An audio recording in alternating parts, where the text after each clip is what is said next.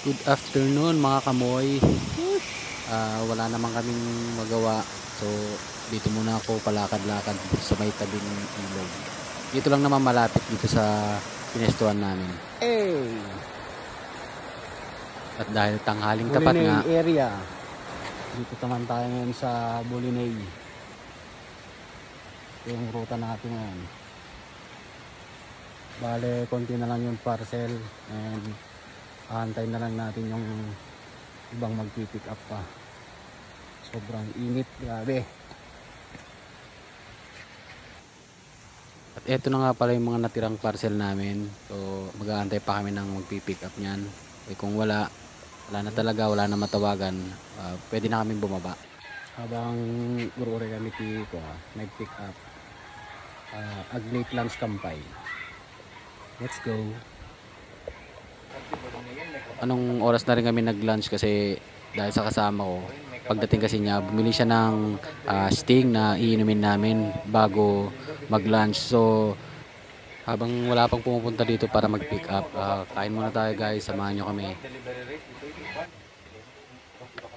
Kamuntikan ko nakalimutan na may dala pala akong pagkain, kaya yung dala ko, nagati na lang kami ng kasama ko. Bale yung baon ko pala is gisadong corn beef tsaka isang sunny side up lang na egg. So kasya na yon.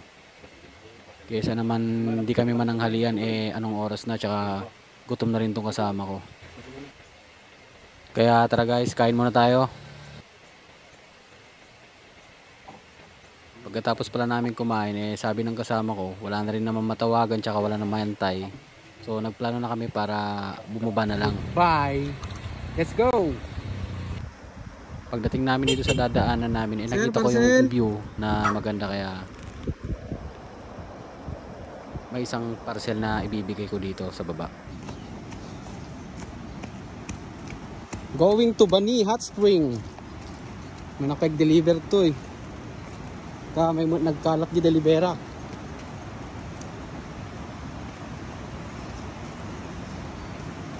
Noda. Ano?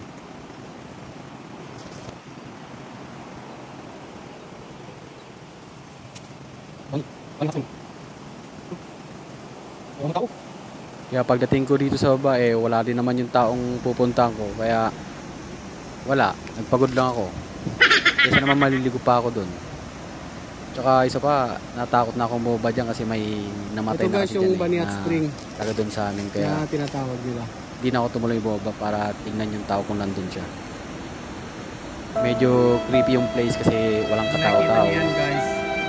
Tsaka hindi na yung gaya dati na malinis, na yung dating makikita mo yung talagang ganda ng view dito sa Bani. Ewan ko lang sa ngayon kung marami pang pumupunta o kaya mga tiga rito na lang siguro yung mga pumupunta dito. I-picnic, estudyante, mga bakasyonista. Balik na lang tayo. At eto, aakyat na naman ako. Kakapagod din umakyat tsaka bumaba kasi mahaba to eh. Apo. Ma'am? Ma'am parcel.